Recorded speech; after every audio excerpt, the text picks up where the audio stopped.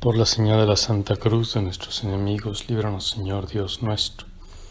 En el nombre del Padre, y del Hijo, y del Espíritu Santo. Amén. Señor mío y Dios mío, creo firmemente que estás aquí, que me ves, que me oyes. Te adoro con profunda reverencia. Te pido perdón de mis pecados y gracia para hacer con fruto este rato de oración. Madre mía Inmaculada, San José, mi Padre y Señor, Ángel de mi guarda, intercedan por mí. Ya en vida, Jesús les advirtió a los apóstoles que habrían de sufrir persecuciones, que serían vilipendiados y maltratados por los hombres. Y eso se cumplió a la letra y sigue cumpliéndose. Todos los que se oponen al Evangelio de Cristo por alguna envidia irracional terminan a veces cayendo en exageraciones y en maldades que destruyen. Tenemos un testimonio precioso, por ejemplo, al respecto en San Ignacio de Antioquía, este sucesor de San Pedro en Antioquía en el siglo I, que escribió varias cartas cuando iba de camino a Roma para ser martirizado. Y en una de ellas, la que escribe a los romanos, dice: el príncipe de este mundo está decidido a arrebatarme y corromper mi pensamiento y sentir. Y también habla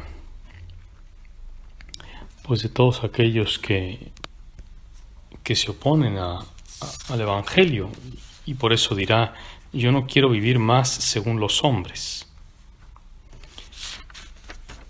Habla de la cruz, compara a los soldados que lo tienen atado con 10 leopardos. Desde Siria a Roma, dice, vengo luchando ya con las fieras, por tierra y por mar, de noche y de día, atado que voy a 10 leopardos, es decir, un pelotón de soldados, que hasta con los beneficios que se les hacen, se vuelven peores.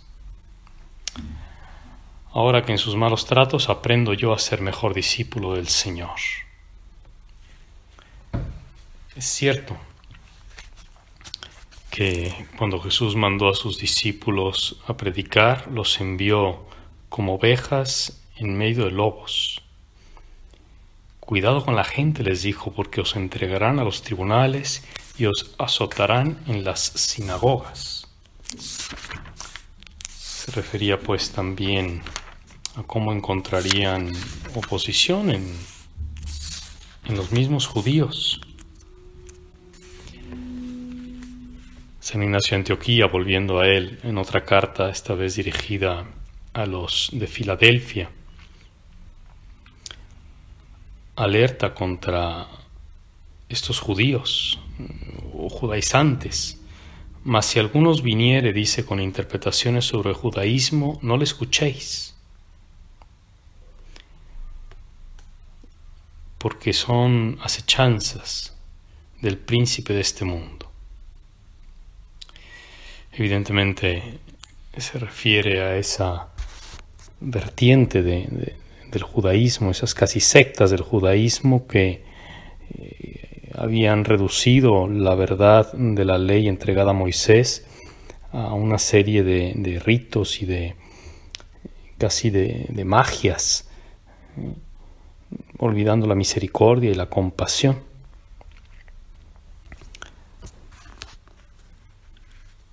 Atención, no se puede dar gusto a este mundo y querer dar gusto al Evangelio.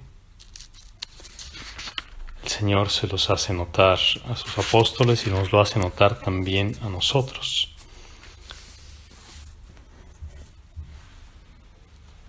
Sabemos bien que cuando los apóstoles fueron enviados a predicar el Evangelio y van a tener que comparecer ante gobernadores y reyes para dar testimonio ante ellos y ante los gentiles, y que habrían de ser odiados por todos a causa del nombre de Jesús. Y es cierto.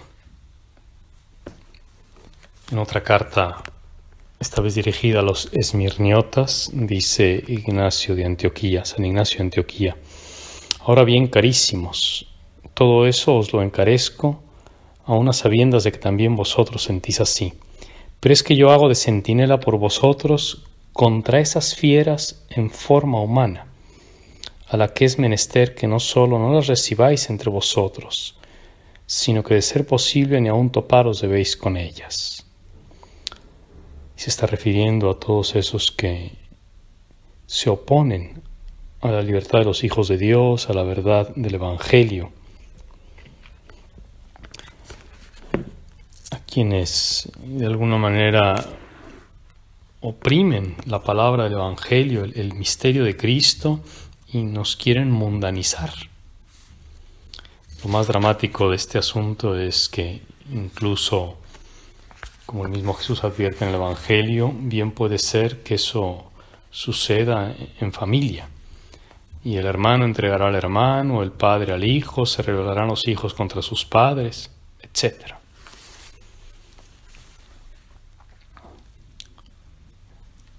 Así fue como sucedió en la práctica en los primeros tiempos y también ahora. El Evangelio, la predicación, las conversiones. Tenemos también los ejemplos de Santa Perpetua y Felicitas, estas mártires de los primeros siglos, de los primeros años del cristianismo, y cómo la pobre Perpetua tuvo que oponerse a su padre, ¿no? Porque ella era cristiana y el padre quería a fuerza hacerla renegar de su fe, y no le importó entregarla a él a los verdugos. El Evangelio exige, pues eso, una firme determinación, una lucha, y no va a entrar y no entra el Evangelio como el cuchillo caliente en la mantequilla, sino que ya se sabe que el Evangelio encuentra oposición. Ministros de Satanás llama San Ignacio a quienes, sembrando la confusión y negando los valores del Evangelio, las cosas elevadas, y que terminan animando a la gente a entregarse a la vida de placeres, a entregarse a esta vida, ¿no? Pues que rebajan, que diluyen el Evangelio. Hay que enseñar a la gente que la carne sí que resucitará, sí que hay vida eterna, sí que hemos de rendir o habremos de rendir cuentas a Dios de nuestros actos, que sí es cierto que el Señor ha venido a librarnos de la esclavitud del pecado, que existe un solo Dios, y en fin, todo eso que nosotros sabemos, pero que el mundo a veces no quiere escuchar.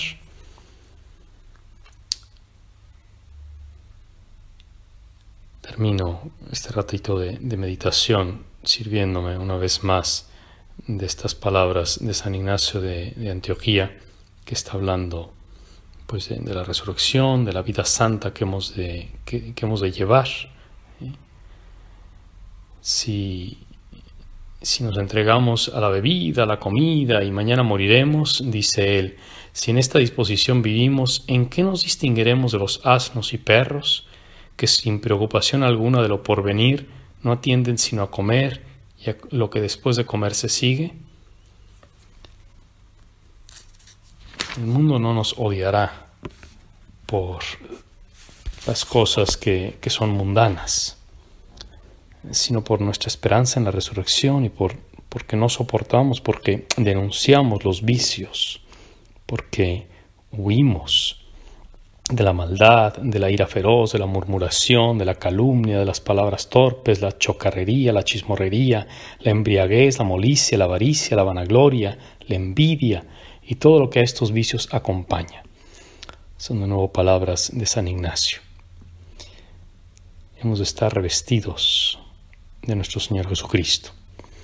Uno entiende que si le hace la guerra a toda esta clase de vicios, efectivamente somos como pequeñas ovejas en medio de lobos. Y por eso hemos de ser sagaces, sencillos como las palomas, pero también no ser incautos. Y quizá una cosa muy sencilla que también el apóstol Pablo va a decir en su momento, es que si uno quiere vivir cristianamente, debe buscar a otros cristianos, porque las malas compañías corrompen las buenas costumbres. Una manera pues sencilla y un propósito concreto de vivir pues con esa sencillez de las palomas, pero con astucia, es huir de las malas compañías, huir de esos grupos que rebajan el Evangelio y que nos arrastran con su mundanidad. Y como nosotros no somos tan fuertes porque somos como ovejas, hemos de huir para no caer en tentación. Te doy gracias, Dios mío, por los buenos propósitos, afectos e inspiraciones que me has comunicado en este rato de oración. Te pido ayuda para ponerlos por obra. Madre mía Inmaculada, San José mi Padre y Señor, Ángel de mi guarda, intercedan por